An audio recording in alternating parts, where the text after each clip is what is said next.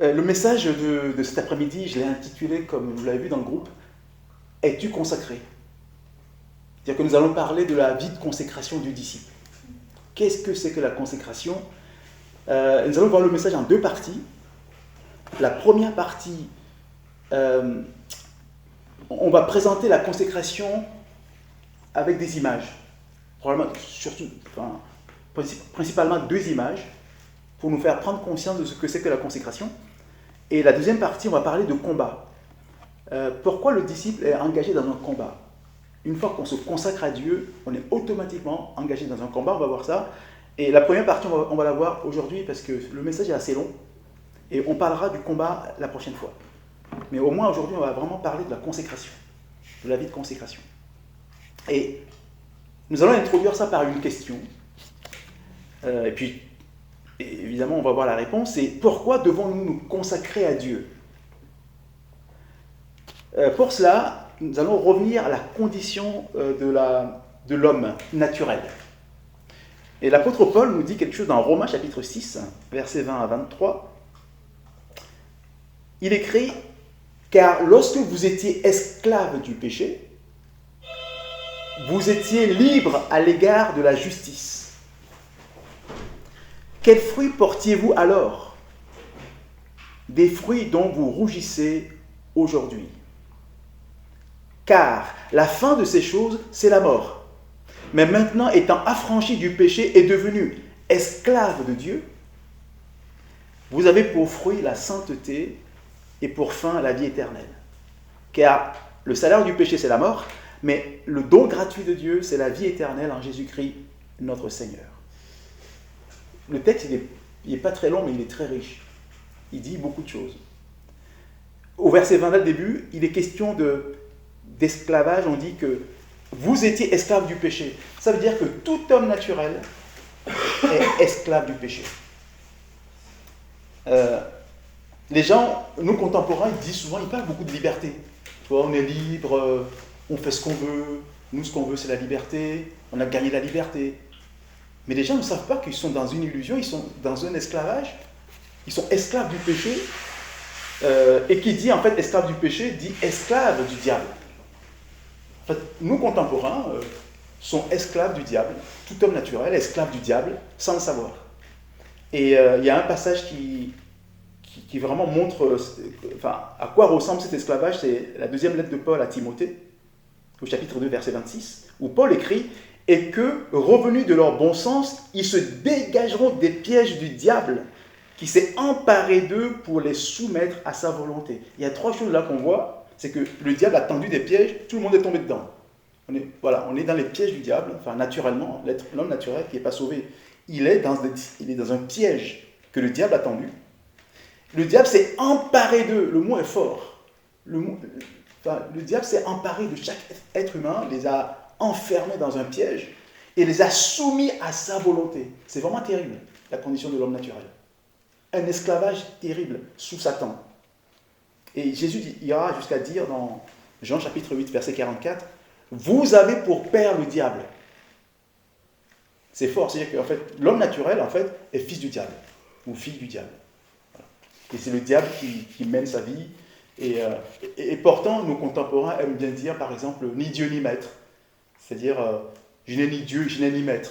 Je suis indépendant, je fais ce que je veux.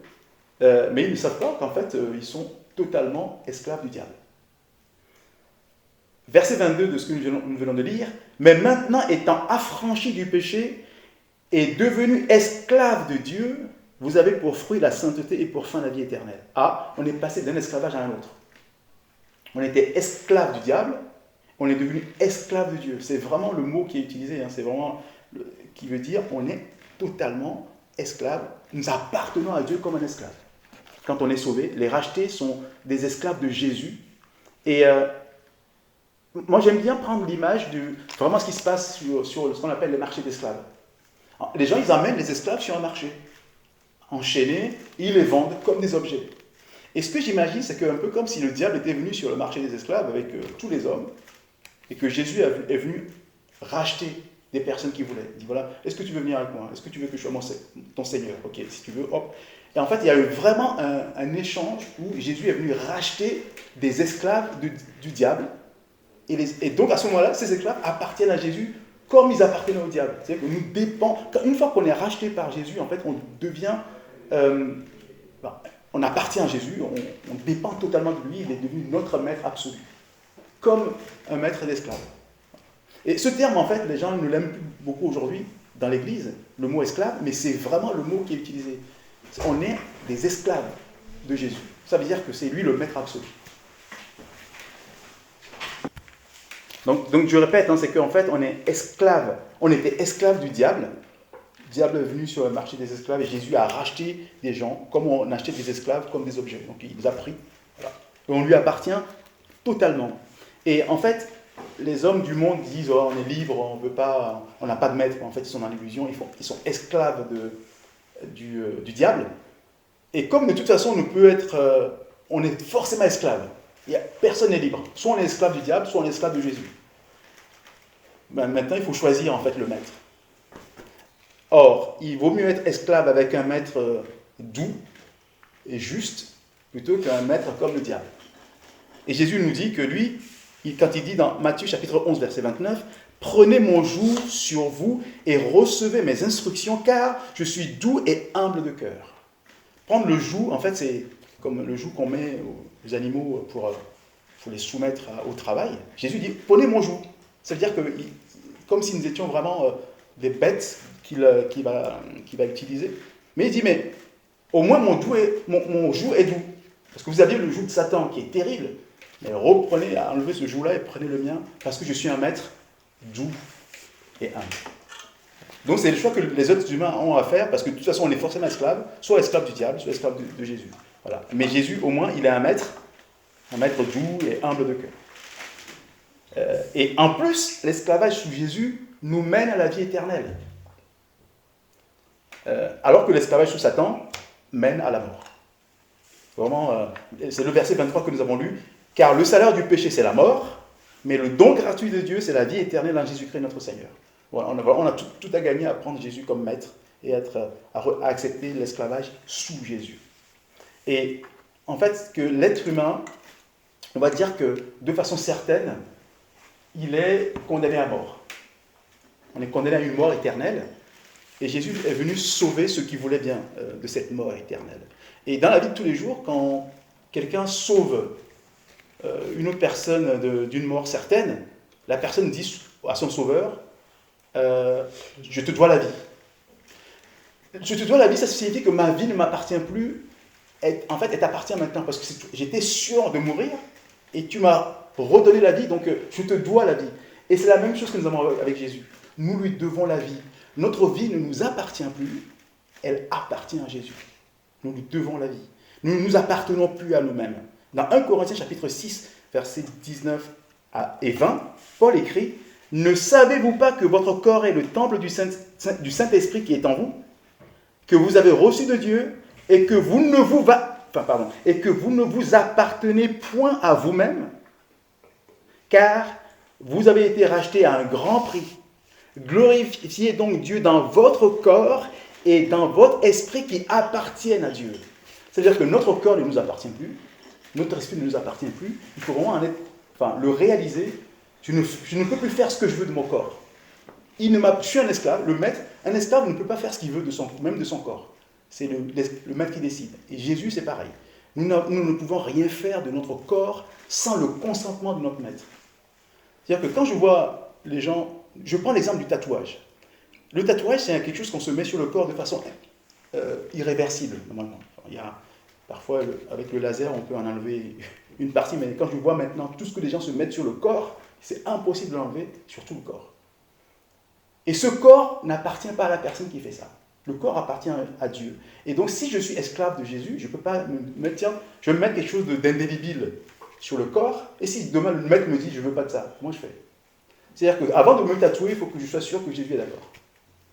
Et d'ailleurs, je trouve que, vous avez vu comment la prolifération du tatouage est un signe de la rébellion, en fait. Le monde, tout d'un coup, s'est mis à tout le monde s'est mis à se tatouer, alors que bon, c'est vrai que dans l'Ancien Testament, Dieu l'avait interdit, mais ça ne fait pas partie vraiment de la loi à laquelle nous sommes soumis, mais si Dieu l'avait interdit à un moment donné, il y avait une raison, et tout d'un coup on se demande pourquoi les gens se mettent à se tatouer autant. Moi je pense qu'il y a une raison spirituelle. Enfin, on voit qu'on arrive dans les temps où vraiment la rébellion augmente, et voilà, Satan a suggéré aux gens, mais votre corps vous appartient, faites-en tout vous voulez, et les gens se mettent à fond. Et il y a autre chose que je vois aussi, c'est l'incinération des corps. Pendant des siècles, on ne faisait pas cela, sauf dans des sociétés qui faisaient ça de façon rituelle. Mais tout d'un coup, l'Occident s'est mis à pratiquer l'incinération. Mais quand on y réfléchit bien, mais si je pratique l'incinération, ça veut dire que je décide de brûler mon corps. Mais il ne m'appartient pas. Si je meurs, il faudrait que je laisse le corps et que naturellement il se décompose pas, ça ne me regarde pas. Mais quand je décide de l'incinérer, ça veut dire que j'ai pris pouvoir, que je fais ce que je veux de mon corps. Un chrétien ne peut pas dire, je décide de brûler mon corps. Est-ce que Dieu t'a dit que ce corps, on nous a dit, il ne nous appartient pas. Je ne peux pas prendre des décisions pour ce corps. Et voilà. Et donc ça va loin. Hein. Et on voit bien que le monde va dans un sens où ces choses-là, où les gens montrent à quel point ils sont maîtres de leur corps, le tatouage, l'incinération. Et ce n'est pas du tout un hasard. C'est des signes de rébellion. Et vraiment, il faut qu'on comprenne dans ce texte-là que nous ne nous appartenons plus à nous-mêmes, si on est disciples de Jésus. Ni notre corps, ni notre esprit, tout appartient à Jésus. Et que, par conséquent, nous devons consacrer toute notre vie à Jésus.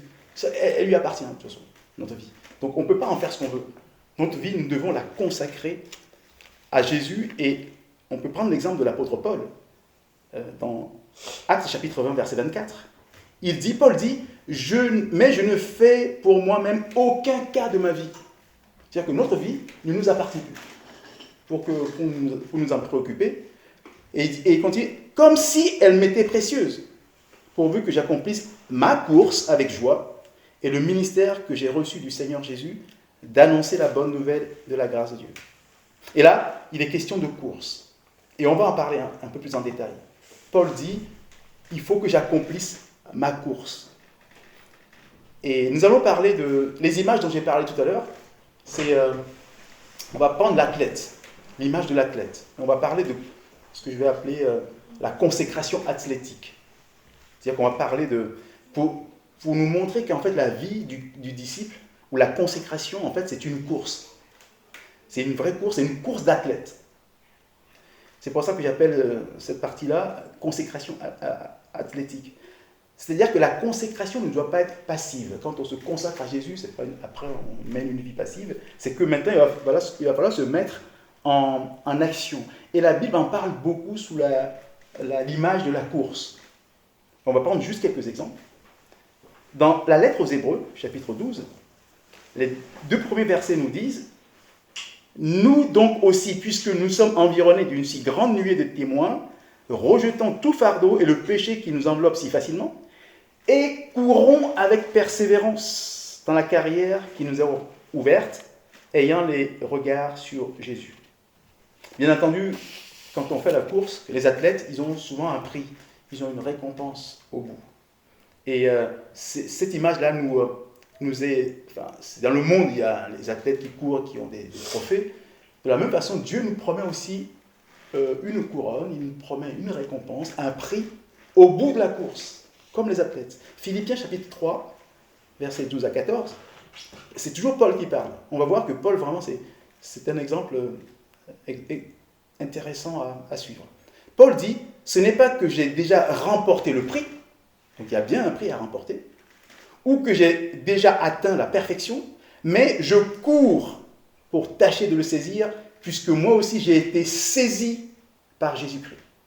Frère, je ne pense pas l'avoir saisi, mais je fais une chose, oubliant ce qui est en arrière et me portant vers ce qui est en avant, je cours vers le but pour remporter le prix de la vocation céleste en Dieu, de la vocation céleste de Dieu en Jésus-Christ. Voilà. Donc il faut que nous comprenions bien que la vie chrétienne est une course. C'est un sport de haut niveau. Si nous admirons les sportifs de haut niveau, nous nous rendons compte à quel point ils se privent de pas mal de choses pour être au top. Parce que le sport de haut niveau est très exigeant, extrêmement exigeant, si on veut réussir. Et donc, nous aussi, nous sommes appelés à ça. Nous sommes appelés à courir comme des athlètes et même à combattre, comme les athlètes aussi le font dans les Jeux.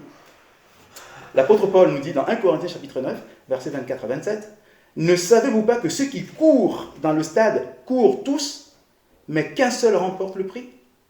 Courez de manière à le remporter. Tous ceux qui combattent s'imposent toute espèce d'abstinence et ils le font pour obtenir une couronne corruptible. Mais nous, faisons-le pour une couronne incorruptible. Moi donc, je cours non pas comme à l'aventure, je frappe non pas comme battant de l'air, mais je traite durement mon corps et je le tiens assujetti de peur d'être moi-même rejeté après avoir prêché aux autres. » Voilà, on voit bien que Paul nous rappelle que la vie chrétienne, la vie du consacré, c'est une course d'athlète, c'est un combat olympique. Parce qu'en fait, Paul fait allusion en fait, aux Jeux olympiques de l'époque romaine. Et vraiment, l'exemple à suivre, c'est vraiment l'apôtre Paul. Moi, je l'appelle l'athlète de la foi, l'apôtre Paul. Concrètement, il a dit qu'il a été frappé, emprisonné, lapidé, naufragé, affamé, assoiffé pour la parole de Dieu. 2 Corinthiens chapitre 11, versets 23 à 28, Paul dit « Sont-ils ministres de Christ ?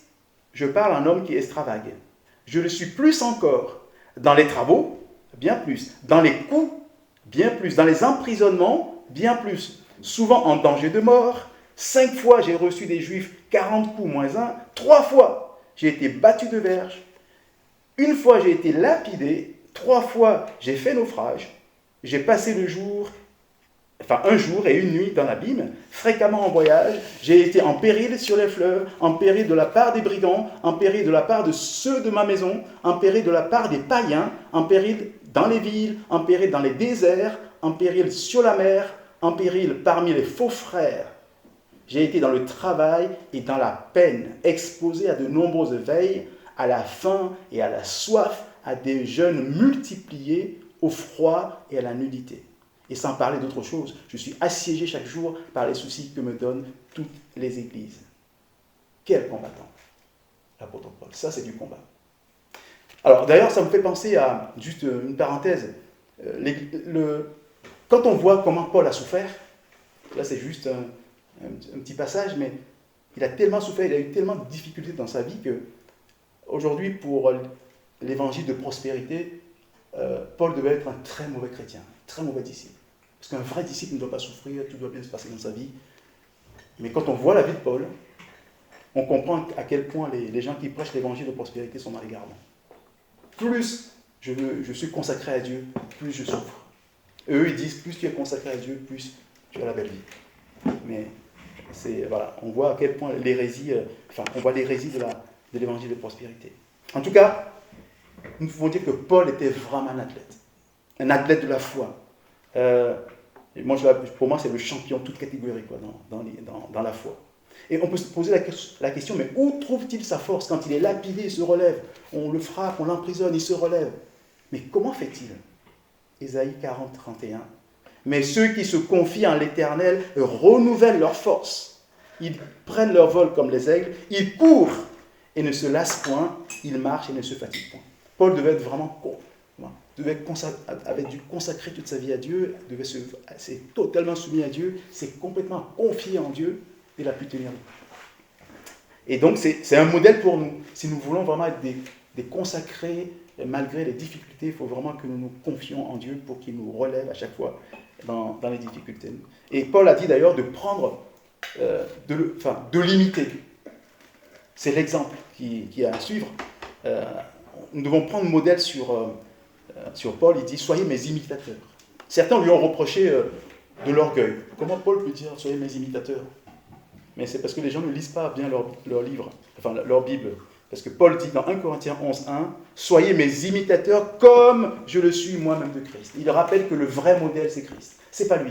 Lui, il essaie de faire comme Christ. Et faites comme moi parce que je fais comme Christ. Donc il ne se met pas en avant, comme certains le pensent, mais il dit que le vrai modèle, c'est Christ. Donc nous devons prendre modèle sur Christ. Et Christ définit lui-même la consécration, que vous connaissez certainement, dans Matthieu chapitre 10, versets 37 à 39. Jésus dit, « Celui qui aime son père ou sa mère plus que moi n'est pas digne de moi. Et celui qui aime son fils ou sa fille plus que moi n'est pas digne de moi. Celui qui ne prend pas sa croix et ne me suit pas n'est pas digne de moi.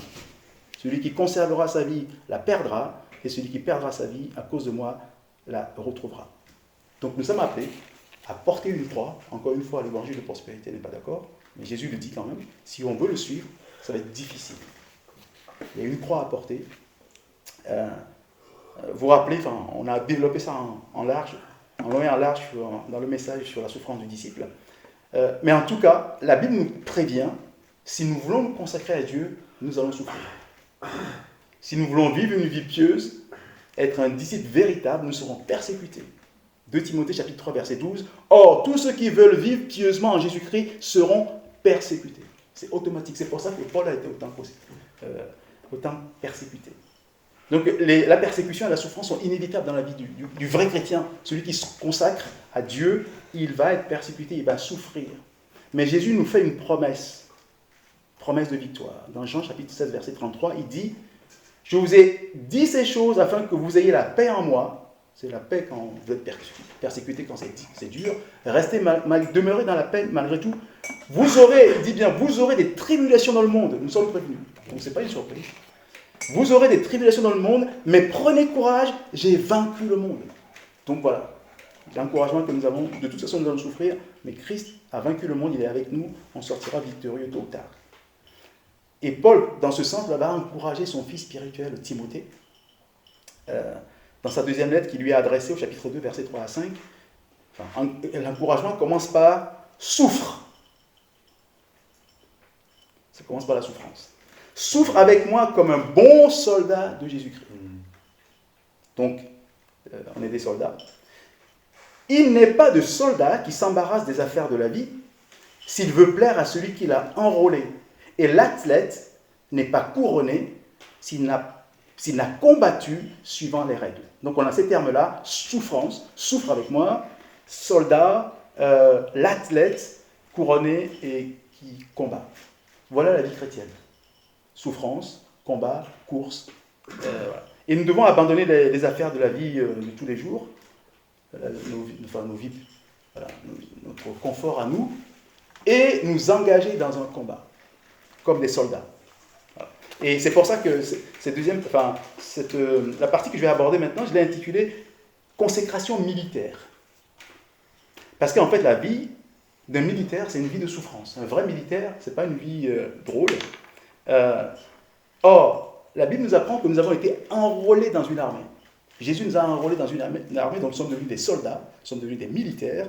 Donc, nous sommes appelés à combattre, et ça ne va pas être simple, parce que nous sommes engagés dans un combat.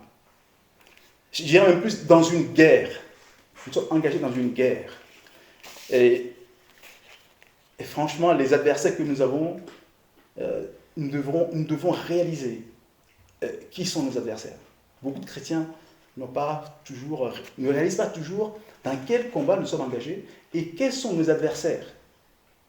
Éphésiens chapitre 6, versets 10 à 18, ce passage est assez bien connu et nous allons relire ça pour vraiment nous convaincre de la puissance de nos adversaires. Paul écrit au reste, fortifiez-vous dans le Seigneur par sa force toute puissante. Donc on commence bien pour dire, voilà. Donc Paul nous dit, de toute façon, votre force, c'est la force de Dieu qui est toute puissante. Donc elle est au-dessus de toutes les forces. Avant qu'il nous présente nos adversaires, qui sont forts, mais il nous dit, ne vous inquiétez pas, la force que vous avez est toute puissante, au-dessus de toutes les forces.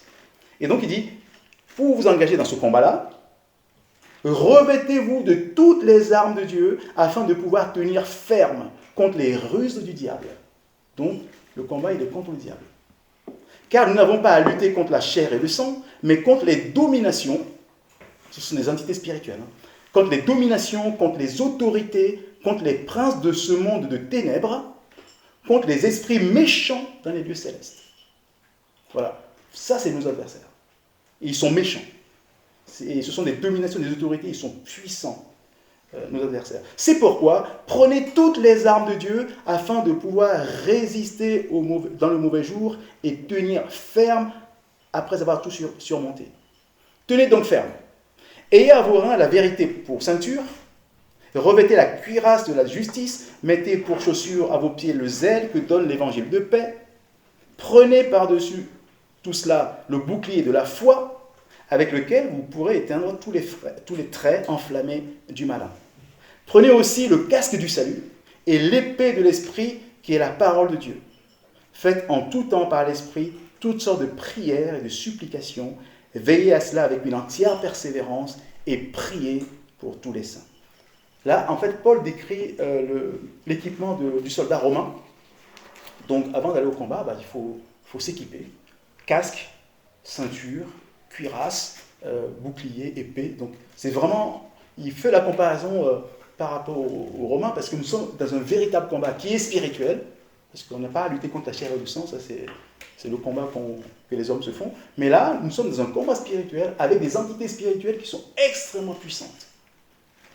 Voilà. Et nous allons voir rapidement ces 6 éléments de l'équipement. C'est vraiment important. Parce que beaucoup de chrétiens ont des difficultés, ils sont attaqués, ils sont vaincus dans des domaines par les esprits mauvais, parce qu'ils n'ont pas les équipements.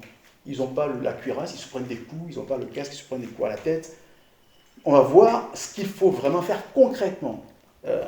Parce que la Bible nous dit clairement ce que c'est. Ce sont des images, mais c'est vraiment des réalités spirituelles. Donc, la première chose, c'est la ceinture. La ceinture qui tient le bassin donc, du soldat. C'est la vérité. Nous devons avoir la vérité. Mais c'est vraiment du concret. Ça veut dire que nous devons fuir le mensonge. Même les petits mensonges dans nos vies, il faut vraiment qu'on les fuit. Parce que dès qu'on commet un mensonge, en fait, on ouvre une opportunité pour le diable. Donc, on ferme tout. Donc, on évite le mensonge. Dans Éphésiens chapitre 4, verset 25, Paul dit « C'est pourquoi renoncez au mensonge et que chacun de vous parle selon la vérité à son prochain. » Voilà ce qui nous est demandé parce que c'est ça qui constitue notre ceinture. Et d'ailleurs, je parlerai tout à l'heure je donnerai un exemple d'une personne à qui on a demandé de mentir et qui a refusé. Et nous verrons pourquoi. Mais en fait, c'était une disciple du Christ. Je vais y revenir après parce qu'elle a décidé de ne pas mentir. Il lui est arrivé certaines choses, mais on va y revenir tout à l'heure, mais juste pour dire qu'un vrai disciple refuse de mentir. Voilà. Et quelle est la vie, en fait on se dit, mais pourquoi c'est si important de fuir le mensonge? Parce que la Bible parle beaucoup du mensonge et est extrêmement dure contre le mensonge. Notamment, la Bible se termine sur certaines choses.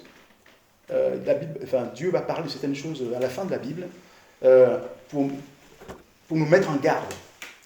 Chapitre 21 de Apocalypse, verset 8. Donc on arrive vers la fin.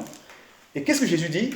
Mais pour les lâches, les incrédules, les abominables, les meurtriers, les impudiques, les enchanteurs, les idolâtres et tous les menteurs.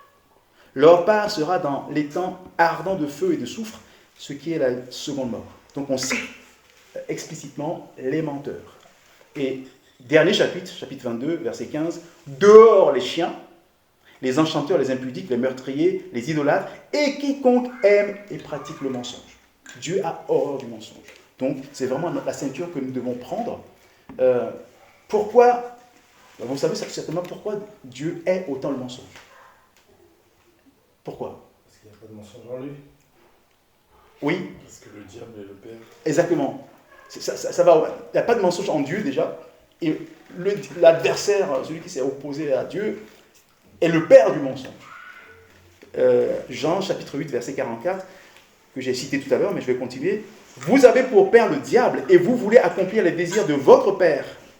Il a été meurtrier dès le commencement, et il ne se tient pas dans la vérité parce qu'il n'y a pas de vérité en lui. Lorsqu'il profère le mensonge, il parle de son propre fond, car il est menteur et le père du mensonge. Donc, nous devons fuir le mensonge tant que possible, parce qu'à chaque fois que nous commettons, nous mentons, en fait, nous nous soumettons au diable, qui est le père du mensonge. Deuxième élément de l'équipement, c'est la cuirasse. Et on nous parle de justice, la cuirasse de la justice. Et dans Michée chapitre 6, verset 8, il est écrit « On t'a fait connaître, ô homme, ce qui est bien, et ce que l'Éternel demande de toi, c'est que tu pratiques la justice, que tu aimes la miséricorde et que tu marches humblement avec ton Dieu. » La première chose que Dieu demande à chaque homme, c'est de pratiquer la justice.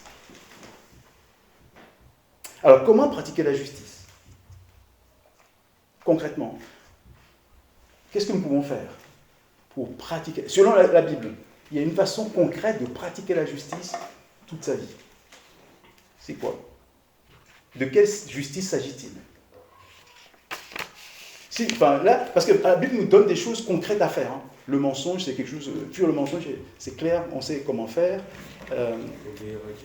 Obéir à Dieu, pratiquer la justice. Mais il y a une justice concrète. Christ. Quelque chose que nous devons pratiquer. C'est pas de la théologie, hein, c'est vraiment du concret. Tout ce qu'on va voir, c'est du concret. Je vais vous lire un passage et vous allez voir. C'est Jésus qui en parle. C'est Matthieu chapitre 6. Les 4 premiers versets, Jésus dit « Gardez-vous de pratiquer votre justice devant les hommes pour en être vu. Autrement, vous n'aurez point de récompense auprès de votre Père qui est dans les cieux. » Donc là, il va expliquer comment on pratique la justice. « Lors donc que tu fais l'aumône, ne sonne pas de la trompette devant toi, comme font les hypocrites dans les synagogues et dans les rues, afin d'être glorifiés par les hommes. Je vous le dis en vérité, ils reçoivent leur récompense. Mais quand tu fais l'aumône, que ta main gauche ne sache pas ce que fait ta main droite, afin que ton aumône se fasse en secret, et ton Père, qui voit dans le secret, te le rendra. » En fait, il est question de justice sociale. Le chrétien doit pratiquer, enfin, tout homme, Dieu le demande à tout homme, on l'a vu tout à l'heure, c'est la première chose qu'il demande, il faut qu'il y ait la justice sociale partout où nous sommes. Donc nous devons y participer. Et Jésus lie tout de suite la pratique de la justice au fait de donner l'aumône aux pauvres. Parce que le pauvre, s'il est pauvre et que moi je suis riche, il y a une injustice. Donc je dois rétablir la justice. Et je donne aux pauvres. Et souvent, les chrétiens n'ont pas toujours compris cette notion de pratiquer la justice. Et pourtant, Jésus en a parlé plusieurs fois. Et la Bible en parle dans d'autres endroits. Ce lien entre pratiquer la justice et s'occuper des pauvres. C'est deux choses qui vont totalement ensemble. Et d'ailleurs, ouais, c'est pour ça que d'ailleurs beaucoup de chrétiens ne pratiquent pas forcément la justice comme Dieu le demande. Dans le psaume 112, on va voir, hein, la Bible est assez claire sur le sujet. Psaume 112, verset 5. Verset 5. « Heureux l'homme qui exerce la miséricorde et qui prête, qui règle ses actions d'après la justice. » Et verset 9. « Il fait des largesses, il donne aux indigents, sa justice subsiste à jamais. » La Bible lit toujours la justice sociale et le fait de s'occuper des indigents et des pauvres.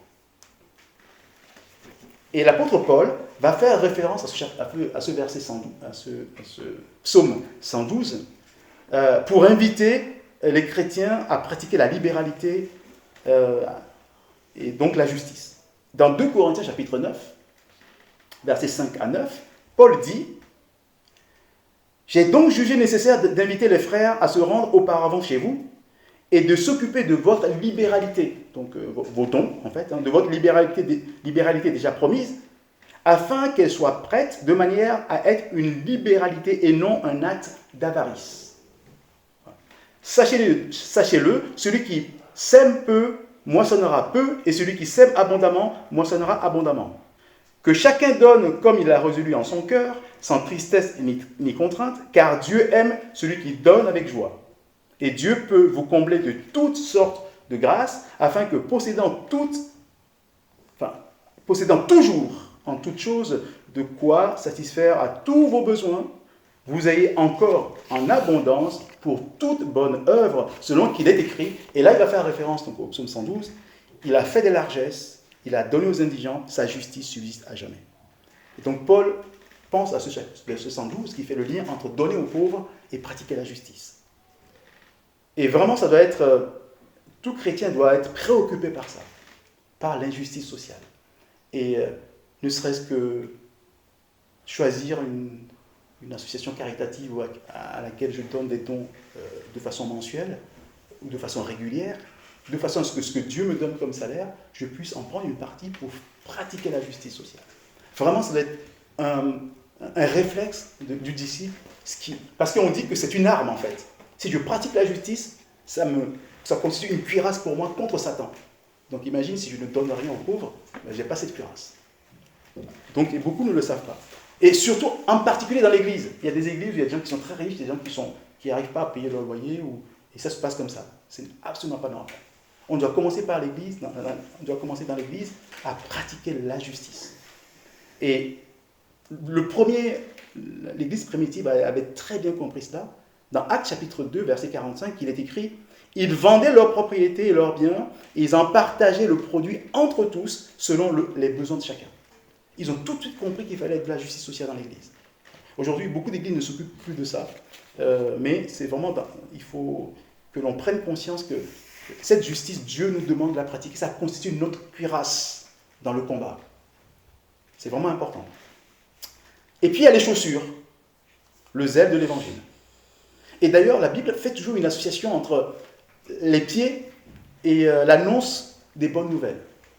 On ne va pas tout lire, mais dans Ésaïe 52, verset 7, il est question de ça. Et dans Naoum, chapitre 2, verset 1 aussi, on fait ce lien entre les pieds et l'annonce des bonnes nouvelles. Et Paul aussi va reprendre cela dans Romains, chapitre 10, verset 5, quand il écrit « Qu'ils sont beaux les pieds de ceux qui annoncent la paix, de ceux qui annoncent de bonnes nouvelles. » C'est pour ça qu'en fait, dans la cuirasse, dans l'équipement, les chaussures qui couvrent les pieds, c'est l'annonce de l'évangile, ou le zèle pour l'annonce de l'évangile. Donc n'ayons pas honte ou peur de souffrir en annonçant l'évangile, c'est ce qui arrive souvent à les disciples. On a honte de parler de Dieu autour de nous, on a peur qu'on soit persécuté. Mais la Bible dit, si quelqu'un souffre comme chrétien, qu'il n'en ait point honte, et que plutôt il glorifie Dieu à cause de ce nom. C'est l'apôtre Pierre qui nous dit ça dans sa première lettre, au chapitre 4, verset 16. Et Jésus dit, « Car quiconque aura honte de moi et de mes paroles, le Fils de l'homme aura honte de lui quand il viendra dans sa gloire et dans celle du Père et des anges. » Luc chapitre 9, verset 26. Nous sommes appelés vraiment à aller annoncer l'évangile sans honte, sans peur. Parce que souvent, effectivement, on peut avoir des soucis quand on annonce l'évangile, même à sa famille.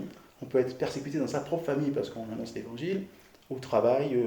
Mais n'ayons pas peur du rejet ou des moqueries ou des outrages à cause de l'évangile. Jésus nous dit, « Heureux serez-vous lorsqu'on vous outragera, qu'on vous persécutera et qu'on dira faussement de vous toutes sortes de mal à cause de moi. Réjouissez-vous et soyez dans l'allégresse, parce que votre récompense sera grande dans les cieux. » Matthieu chapitre 5, versets 11 et 12. Et les apôtres avaient parfaitement compris ça. Ils ont mis ça en application dès le premier siècle, dans l'église primitive, dans Actes chapitre 5, versets 40 à 42. Nous voyons les apôtres qui annoncent l'évangile et on les prend et on les bat. Parce qu'ils ont annoncé l'évangile. Enfin, ils annonçaient l'évangile. Et donc les chefs juifs les persécutent. Et il est écrit, et ayant appelé les apôtres, il les fit battre de verges. Ils leur défendirent de parler au nom de Jésus. Et ils les relâchèrent. Les apôtres se retirèrent de devant le Sanhédrin, joyeux d'avoir été jugés dignes de subir des outrages pour le nom de Jésus. Et chaque jour, donc ils ont été battus, mais là, chaque jour, dans le temple et dans les maisons, ils ne cessaient d'enseigner et d'annoncer la bonne nouvelle de Jésus-Christ. Voilà. Donc, qu'on nous batte ou pas, on y va. Et ils étaient joyeux en plus. Si on est persécuté, on devrait plutôt se réjouir. Comme on l'a vu, l'apôtre Pierre nous dit, si vous êtes outragés pour le nom de Christ, vous êtes heureux, parce que l'esprit de gloire, l'esprit de Dieu repose sur vous. 1 Pierre 4, 14. Une fois, je parlais avec une amie, une sœur plutôt, qui dit qu'elle n'annonce pas l'évangile parce que c'est réservé aux évangélistes. Elle me dit, regarde, la Bible dit dans Ephésiens 4, donc elle me cite les Écritures, bien sûr, Ephésiens 4, versets 11 et 12, où nous connaissons ce passage-là, il est dit, « Et il a donné les uns comme apôtres, les autres comme prophètes, les autres comme évangélistes, les autres comme pasteurs et docteurs pour le perfectionnement des saints en vue de l'œuvre du ministère et de l'édification du corps de Christ. Donc elle me dit, tu vois, les évangélistes sont chargés d'annoncer l'évangile. Et je crois je lui ai dit, mais tu n'as pas lu toute la Bible, parce que ailleurs il est écrit aussi dans Marc chapitre 16, verset 15, et puis au verset 17. Puis Jésus leur dit, allez par tout le monde et prêchez la bonne nouvelle à toute la création. Et au verset 17, voici les signes qui accompagneront ceux qui auront cru. Il n'a pas dit les signes qui accompagneront les évangélistes. Si tu as cru, toi aussi tu annonces l'évangile et tu auras des signes qui vont te suivre. Parce qu'en réalité, nous sommes sauvés et nous sommes sauvés pour annoncer l'évangile. Il y a des passages de la Bible qui sont vraiment formidables, qui nous font du bien, hein, comme 1 Pierre 2,9, qui dit des disciples, et vous, au contraire, vous êtes une race élue. Voilà, c'est super. Un sacerdoce royal, une nation sainte, un peuple acquis. Jusque-là, ça va. Afin que vous annonciez les vertus de celui qui vous a appelé des ténèbres à son admirable lumière. Donc on est tout ça, on est vraiment un peuple génial, afin d'annoncer l'évangile. Donc il ne faut pas l'oublier, nous sommes sauvés et gardés sur la terre pour annoncer l'évangile. Parce qu'on pourrait se dire, hein, il y a Enoch qui a été enlevé au ciel, il n'est pas mort. Élie aussi, Genèse chapitre 5 et 2 Rois chapitre 2. Donc, pourquoi Dieu n'enlève pas tout de suite ses disciples? Une fois qu'on est sauvé, hop, on est enlevé au ciel, on n'a pas besoin de rester sur la terre. Dans Hébreux chapitre 11, verset 5, il est écrit, « C'est par la foi qu'Enoch fut enlevé pour qu'il ne vit point la mort, et qu'il ne parut plus parce que Dieu l'avait enlevé. Car, voici la raison pour laquelle il a été enlevé, avant son enlèvement, il avait reçu le témoignage qu'il était agréable à Dieu. » Ça veut dire que si on reçoit le témoignage qu'on est agréable à Dieu, on devrait être enlevé. Enfin, si je suis ça. Or, nous, les rachetés, Romains chapitre 8, verset 16 nous dit « L'Esprit lui-même rend témoignage à notre esprit que nous sommes enfants de Dieu. » Si nous avons reçu un tel témoignage du Saint-Esprit, c'est comme Enoch, nous devons être enlevés. Et pourtant, Dieu nous garde sur la terre pour une chose, c'est annoncer l'évangile, être des témoins.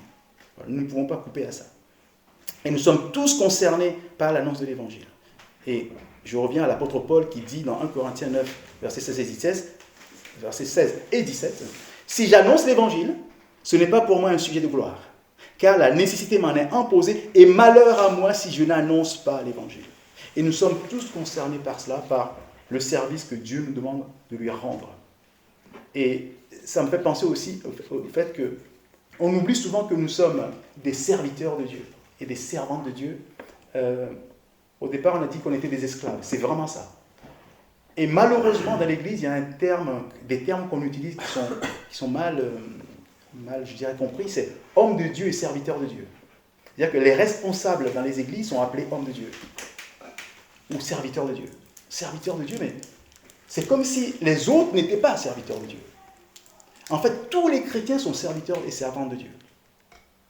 Mais on a cette expression, à force de dire aux responsables ou aux prédicateurs serviteurs de Dieu, mais c'est comme si on oubliait que soi-même on était serviteurs ou servantes de Dieu. On ne devrait pas appeler ces gens-là des serviteurs de Dieu, on devrait appeler tous les chrétiens serviteurs de Dieu. Tous les disciples sont serviteurs de Dieu, nous devons servir Dieu.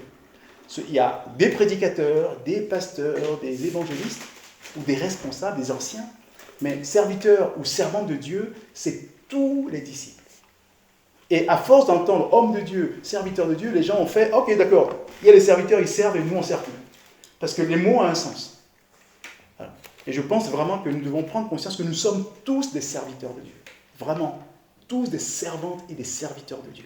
Et nous sommes appelés à annoncer l'évangile parce que Dieu nous le demande en tant que service à lui rendre. Et moi, ce que j'apprécie chez les catholiques, même si je n'aime pas leur doctrine, c'est leur franchise où ils ont un clergé avec les prêtres, les évêques et tout ça. Et puis ils appellent les autres les laïcs. Donc en fait, ils ont fait une distinction très claire. Le laïc ne peut pas atteindre directement Dieu, il faut passer par le clergé. Donc il y a une hiérarchie dans l'Église. Et souvent les gens qui se disent évangéliques disent « Ah, chez nous, il n'y a pas ça. tout le monde est pareil, tout le monde est frère, on a tous accès à Dieu. Et pourtant, dans les faits, on se rend compte qu'on recrée la même chose avec des serviteurs de Dieu, des servants de Dieu, là-haut, enfin, des hommes de Dieu, et puis le peuple. Il y a même des gens, parfois, quand tu proposes de prier pour eux, ils te disent « Ah non, je préfère aller voir le serviteur de Dieu. » Mais je suis serviteur de Dieu. « Ah non, mais le serviteur de Dieu. » Vraiment, il faut qu'on comprenne que chacun est serviteur et servant de Dieu. Voilà. Pour moi, je trouve qu'il y a une hypocrisie comme ça dans les églises dites évangéliques. Par rapport au comportement, il y a une hiérarchie qui se met en place, mais qui ne devrait pas exister. En tout cas, je passe au bouclier que nous devons avoir, c'est la foi. C'est notre foi qui nous permet de... En fait, la foi, c'est quoi? C'est la confiance en Dieu. Ça, c'est pas toujours facile, on a l'impression d'avoir la foi. On a la foi qui sauve, mais après, dans la vie de tous les jours, parfois, on est inquiet, parce qu'on n'a pas suffisamment confiance en Dieu. Et on nous demande d'avoir cette foi-là. Et justement, je reviens à ce témoignage que je voulais donner. C'est une fille à qui on a dit de mentir. C'est-à-dire que son patron lui a dit, il y a quelqu'un qui vient là tout à l'heure, tu lui diras, non, la personne va plutôt appeler, dis-lui que je ne suis pas là.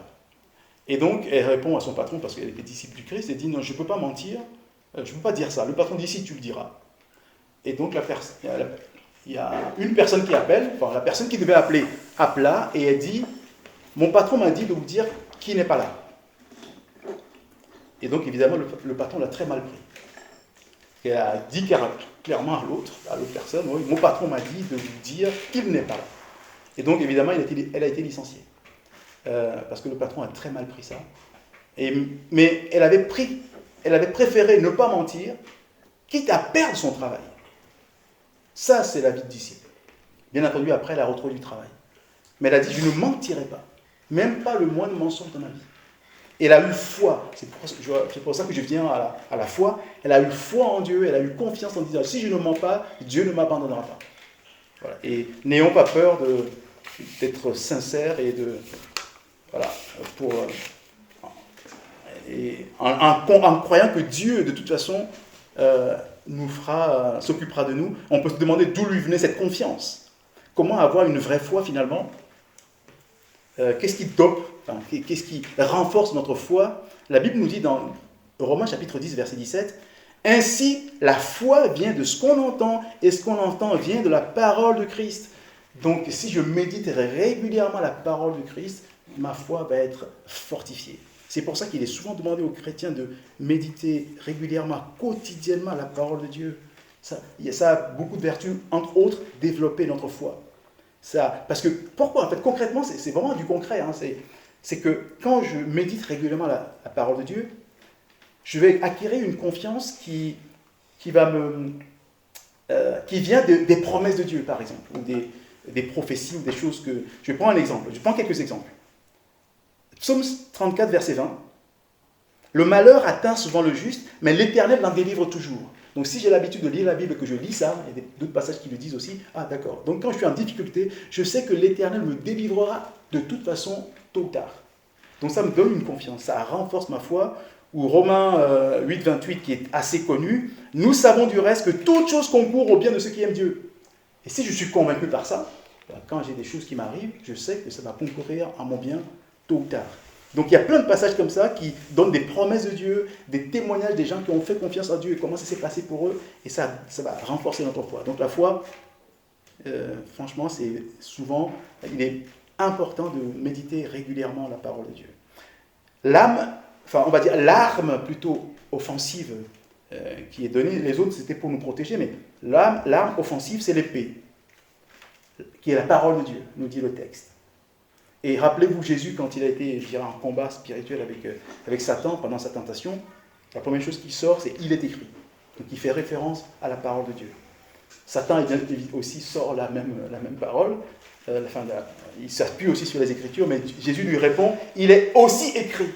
Donc les Écritures, c'est vraiment une arme que nous devons posséder. Pour ça, il faut méditer quotidiennement cette parole dont je parlais tout à l'heure, pour pouvoir s'en servir, pour faire des proclamations, pour s'appuyer sur la parole de Dieu. Et c'est d'ailleurs un commandement, c'est même pas une option pour nous. Dans Josué chapitre 1, verset 8, il est écrit « Que ce livre de la loi ne s'éloigne point de ta bouche. Médite-le jour et nuit pour agir fidèlement selon tout ce qui est écrit. » Et le mot utilisé pour médite-le, en fait, c'est plutôt le mot hébreu, c'est hagar, qui signifie ruminer. Ruminer, c'est-à-dire qu'en fait, tu prends la parole, tu l'ingurgites et tu la fais ressortir régulièrement pour la travailler, comme font les vaches, en ruminant la parole. Donc c'est vraiment quelque chose qu'on doit méditer tout le temps. Et cette parole est confirmée par David dans le psaume 1, versets 2 et 3. Il dit « Heureux l'homme qui trouve son plaisir dans la loi de l'Éternel et qui la médite jour et nuit. » Ça veut dire que même la nuit, si on a l'occasion, je ne sais pas, j'ai eu une insomnie par exemple, ben on peut prendre la Bible et la méditer. C'est vraiment tout le temps, tout le temps. Et le psalmiste a mis ça en pratique. Dans le psaume 119, verset 148, il dit « Je devance les veilles et j'ouvre les yeux pour méditer la parole. » C'est-à-dire que très tôt le matin, avant que tout le monde se lève, hop, lui, il était déjà en train de méditer la parole de Dieu. Et Paul va rappeler donc à son fils spirituel Timothée cette pratique-là, dans 1 Timothée chapitre 4, verset 13. Paul dit à Timothée, jusqu'à ce que je vienne, enfin il lui écrit, jusqu'à ce que je vienne, applique-toi à la lecture. C'est vraiment important. Appliquons-nous à la lecture. C'est un commandement pour chaque chrétien que nous sommes. Et Paul l'écrit aussi, en écrivant en fait, à Timothée, en fait, il s'adresse à nous, à chaque chrétien. Parce que c'est comme ça que nous serons agréables à Dieu. Psaume 119, toujours, versets 9 à 11. Comment le jeune homme rendra-t-il pur son sentier? En se dirigeant d'après ta parole. Je te cherche de tout mon cœur. Ne me laisse pas égarer loin de tes commandements. Je serre ta parole dans mon cœur afin de ne pas pécher contre toi. Pour ne pas pécher contre Dieu, nous devons serrer sa parole contre notre cœur. Et je vais terminer par le dernier élément de l'équipement, qui est le casque. C'est l'assurance du salut. Parfois, on a des pensées négatives, ou des mensonges de Satan, parce que ça concerne la tête. Satan qui nous dit « Oh, tu n'es pas sauvé, tu n'es qu'un chrétien hypocrite, Dieu ne t'aime pas, tu crois que Dieu t'aime. » Il y a des pensées parfois que Satan envoie dans la tête. Il faut un casque pour les bloquer. C'est l'assurance de son salut. Quand je sais que je suis enfant de Dieu, je suis sauvé, il n'y a rien à faire. Satan peut dire ce qu'il veut, hop, ça repart. Mais parfois, ça affecte des gens, les mensonges de Satan, en leur mettant le doute, des choses comme ça. Dans les pensées. Donc les pensées, pour les tenir pures, il faut avoir le casque du salut. Cette assurance que je sais que je suis sauvé. Quand Satan me dit que je n'y arriverai pas, je suis un pauvre un chrétien intéressé, je fais ça parce que Dieu, j'attends quelque chose de Dieu. Enfin, il y a souvent des pensées comme ça que Satan envoie. Et donc, nous devons avoir cette assurance absolue de notre salut. Et donc, maintenant, nous sommes équipés pour le combat. Et nous allons mener le combat. Nous avons tous les éléments et nous allons mener le combat. Et nous allons voir ça la prochaine fois. Ce sera la deuxième partie de ce message parce qu'il est un peu long. Nous avons vu aujourd'hui uniquement les équipements. Et la prochaine fois, nous allons voir le combat, une fois que nous sommes équipés. Que Dieu vous bénisse et nous bénisse tous. Amen.